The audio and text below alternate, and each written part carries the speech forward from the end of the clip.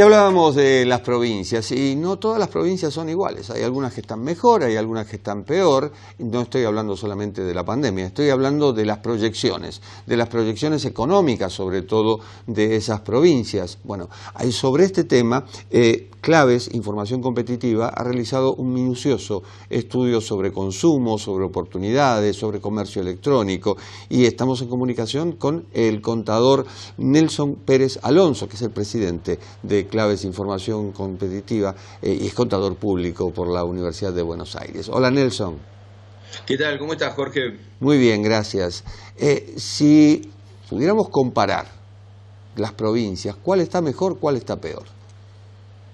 El tema es la estructura de los sectores se da de manera diversa en el país. Entonces, como hay una distribución geográfica diferente, hay provincias que tienen sectores que se han visto menos afectados y que tienen mayor potencialidad de recupero en la salida de esta cuarentena y de esta crisis que obviamente vivimos, además de la crisis económica.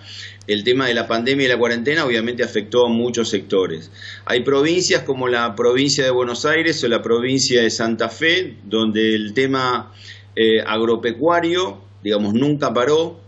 Hay provincias como estas que tienen una producción de alimentos que es de los sectores que siguen de alguna forma tirando en el consumo, mientras que hay otras que tienen sectores, como el caso de Chaco, Corrientes, vinculados, por ejemplo, al tema de la madera, vinculado al tema de muebles, y todo lo que son bienes durables están, por supuesto, más castigados. Las provincias que tienen algún tipo de desarrollo vinculado con la cadena automotriz, caso de Córdoba, tienen complicaciones en este tema. Las provincias como Misiones o Tierra del Fuego, donde tenemos a buena parte del mercado vinculado al sector del turismo, todo lo que es hotelería y turismo internacional, obviamente hay mayores dificultades para la recuperación. Por eso es que nosotros hicimos un análisis de cerca de 63 sectores, cruzada por las 24 provincias,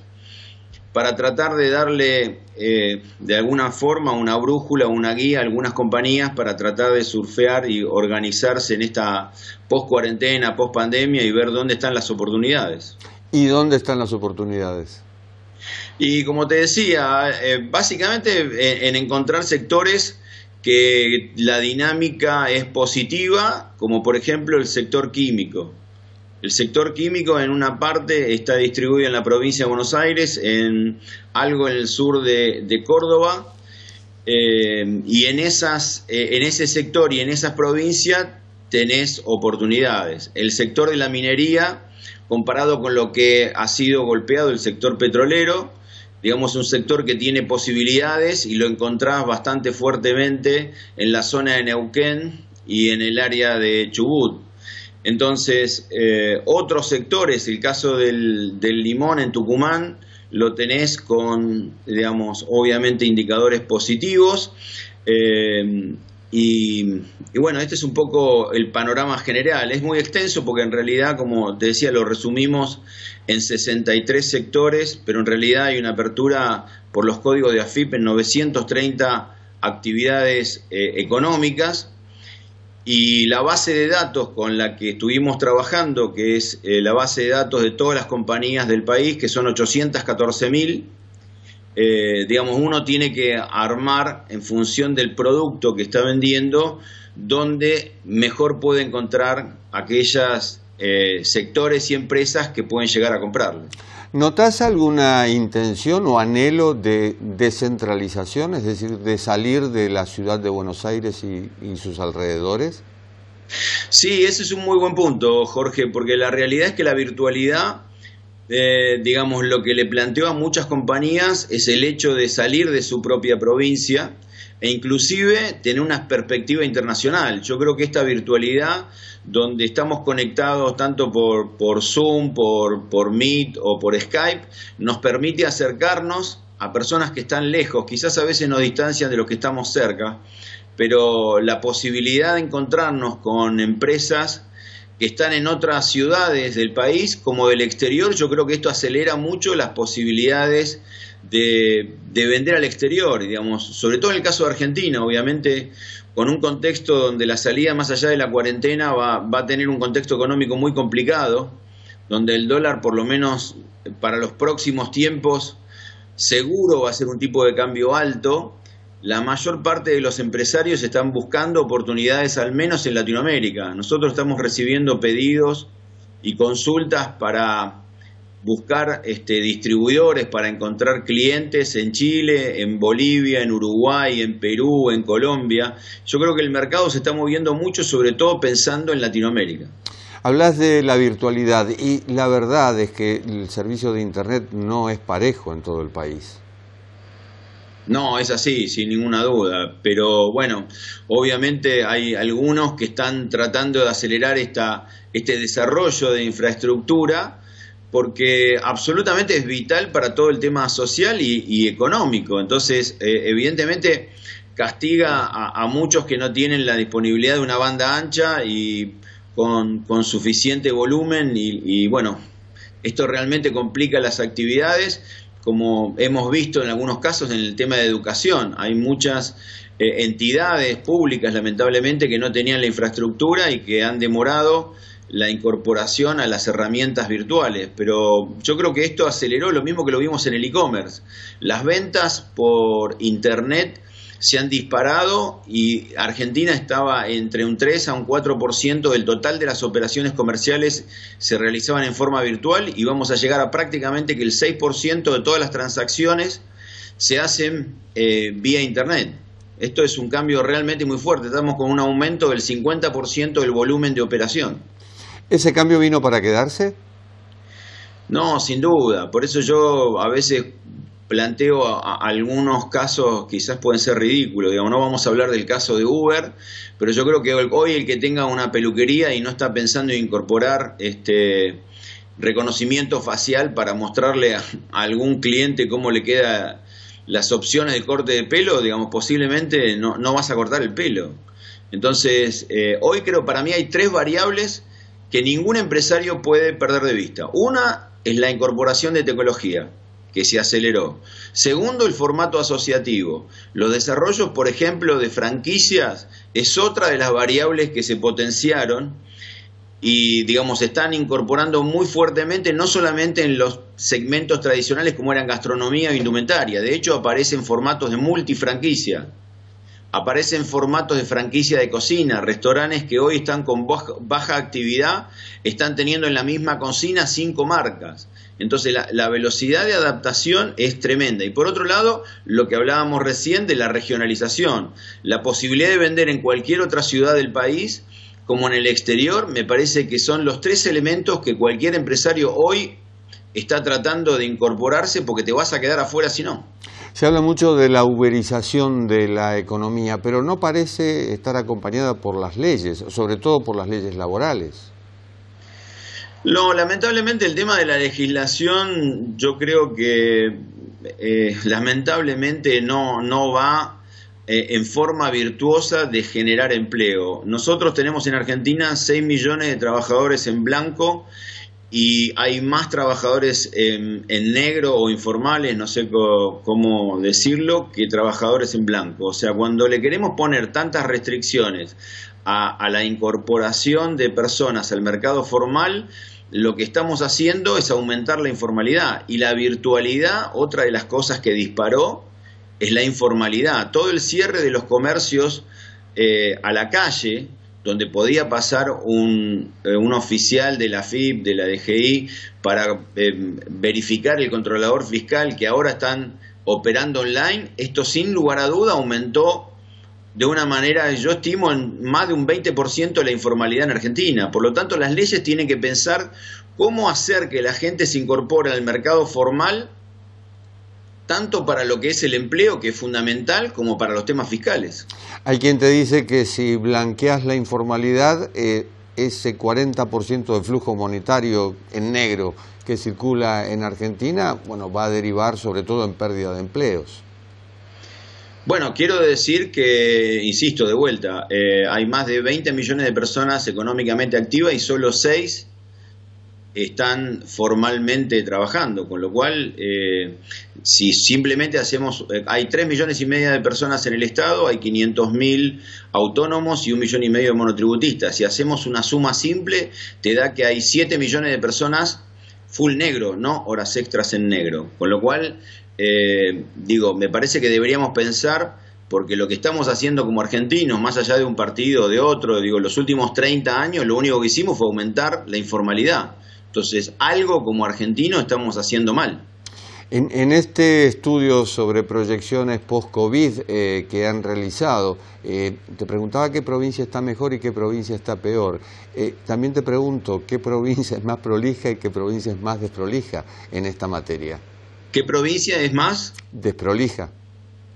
¿Prolija? Prolija y desprolija. Bueno, es muy difícil. Yo te diría que la formalidad o informalidad es un rasgo promedio nacional. Te diría que los análisis que hicimos, en general la formalidad aumenta en los grandes centros urbanos. A medida que empezás a irte de las grandes ciudades, la informalidad aumenta. Te podría decir que en las grandes ciudades como Buenos Aires, Rosario, Córdoba, Mendoza, los niveles de informalidad, por distintas mediciones que hemos hecho en otras oportunidades, podías encontrar sectores entre el 30 y el 40% de informalidad, mientras que te ibas cada vez más a ciudades del interior y la informalidad, hay casos donde, esto no es exacto, son estimaciones que uno termina armando, pero llegamos a zonas donde la informalidad estaba alrededor del 70%. Hablabas de tendencias y te pregunto, ¿el consumo ha cambiado en los últimos meses, digamos? Sí, el consumo cambió conceptualmente muy fuertemente. Primero se dispararon las ventas de los supermercados, aunque parezca mentira, no cayeron, sino que aumentaron. Obviamente se derritieron y cayeron muy fuertemente las ventas en todos los productos o temas durables, obviamente esparcimiento, hotelería, todos los mercados vinculados con muebles, textiles, productos vinculados a la construcción cayeron 50-70%, ahora se están recuperando, el último mes la caída promedio fue un 34%, o sea el piso lo encontramos en el mes de abril, pero también se dieron cambios, estratégicos, pasamos a una economía de la necesidad, mientras que en general el consumo está ligado al deseo. Lo que se perdió los últimos meses fue el deseo. Y los que estamos más en temas de marketing, lo que esperamos es que se recupere la movilidad para que todas las estrategias de marketing de las compañías empiecen a activar el deseo, que es uno de los elementos que dinamizan la actividad económica. Uno de los sectores que fueron muy golpeados es todo el mercado vinculado con la estética. Como la gente no sale, no tiene que mostrarse, y al no tener que mostrarse, todos los productos de estética cayeron fuertemente. Peluquerías, todo lo que tiene que ver con la ropa también, me imagino. Por supuesto, no solamente la ropa, sino, te diría, por productos de perfumería, productos, de higiene personal, modificó muchos productos vinculados con la estética, productos y servicios, como vos decís, el tema de peluquería, spa, muchos productos de estética cayeron, de una manera muy importante. Como te decía, hay que recuperar el deseo para que el consumidor, pueda, movilizar esas cosas que estos últimos meses, sin lugar a duda, postergó. En los últimos meses también hablamos del Estado, de la presencia del Estado y demás, con mucho gasto social. ¿La coparticipación es equitativa? Bueno, quizás no soy un experto en temas de coparticipación, quizás hay diferencias, pero yo creo que, como dicen algunos de los economistas que puedo llegar a compartir, como argentinos y como sociedad, en los últimos 10 o 20 años triplicamos el gasto en dólares per cápita. O sea, por cada argentino, hoy estamos gastando 3 veces más en dólares que lo que gastábamos hace 20 años atrás. Y creo que ningún argentino, no sé Jorge vos, pero creo que ningún argentino de los que nos están viendo, escuchando, siente que tiene 3 veces más servicios por parte del Estado. Me parece que ese es un gran tema, porque en realidad deberíamos ser mucho más eficientes en términos de gasto para que, digamos, bajarle la posibilidad de que empresarios y emprendedores puedan desarrollar actividades económicas, porque de alguna forma, si no hay actividad económica, no va a haber recursos para después distribuir. Hablabas de la cuestión económica de cada uno, del bolsillo de cada uno, y yo te preguntaba por lo equitativo o inequitativo que puede ser la coparticipación, pero pongámosle el boleto del transporte.